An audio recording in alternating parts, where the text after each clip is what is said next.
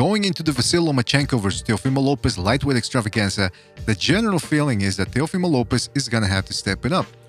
This seems difficult when you consider that Lopez has only gone 12 rounds once, and that was against Masayoshi Nakatani. In that bout, Lopez looked highly uncomfortable and would later go on to blame his lackluster performance on outside of the ring drama.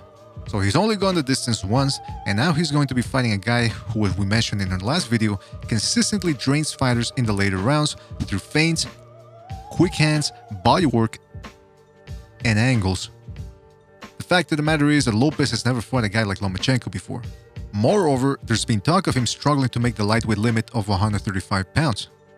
All of this indicates that Teofimo Lopez is probably going to be in trouble in the later rounds if the fight goes that far. But you know me, I will never make a criticism unless I have a resolution. As is often the case, the answer is a simple one. Go to the body. Teofimo has hand speed. Now I know you leave yourself open when you go to the body, but as explained in a previous video, Lomachenko is a pressure fighter, and he's always going to be pressing Lopez. So the way I see it, if you're going to get hit anyway, then you might as well give Lomachenko something to think about. Now this body work alone is not going to win Lopez the fight, but there's evidence showing that it might make the difference between getting stopped and going the distance versus Lomachenko. Case in point, Jose Pedraza, only one of 3 guys who has gone 12 rounds against Lomachenko. On top of having given Lomachenko a taste of his own medicine with feints and throwaway shots, he also tried going to the body. He wasn't the most consistent with it, but he tried. He went to the body when Lomachenko stood in front of him, but also when Lomachenko jumped in. In those instances, Pedraza flurried, forcing Lomachenko to drop his elbows and to abandon a counter-punching position.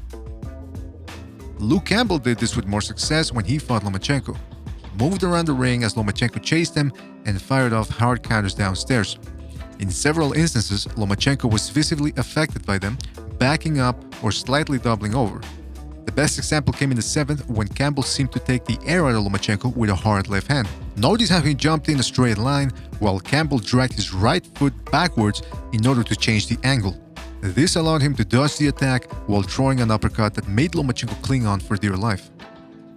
Notice how he dropped the elbow after being hit, a sign that the punch really affected him. This in turn allowed Campbell to tee off with a hard left uppercut upstairs that momentarily stunned Lomachenko. Jorge Linares, one of the few fighters who could match Lomachenko's speed, also tried going to the body with a variety of shots. Whether with straight shots, hooks, or with counters, Linares tried his darnest to hurt Lomachenko downstairs. One technique he applied was to counter Lomachenko with right uppercuts to the body, and it showed that Lomachenko has a gap on his right side when guys step to his left to counter. That's the point with body shots. They create openings upstairs, and although Linares ended up getting stopped and Campbell and Pedraza got beat up in the championship rounds, one has to wonder whether they would have been run over earlier had it not been for that sustained body attack. Moreover, Lopez is faster and a harder puncher than those guys. His straight shots to the body in particular carry a substantial amount of power, reminiscent of Sergey Kovalev's. Lopez has also shown solid intelligence, such as in the Edis Tatel fight. In that bout, Lopez had trouble finding an opening in the European's defense upstairs. So instead of headhunting, he began his attacks downstairs with straight shots before transitioning upstairs. Then, once he had Tatel all fucked up, he went with a straight right to the body that finished the job. Keep in mind that the straight shots will also force the opponent to place the arms in front, thus leaving him open for overhand shots upstairs. And don't forget that Lopez has a whopper of a right hook that he could potentially stun Lomachenko with behind the guard and keep him honest. So what do you guys think? Can Teofimo's power pay dividends downstairs? Or will Lomachenko be too much for him? Let us know what you think in the comment section below. Don't forget to like, subscribe, and we'll see you on the next one. Take it easy, folks. Thanks for watching.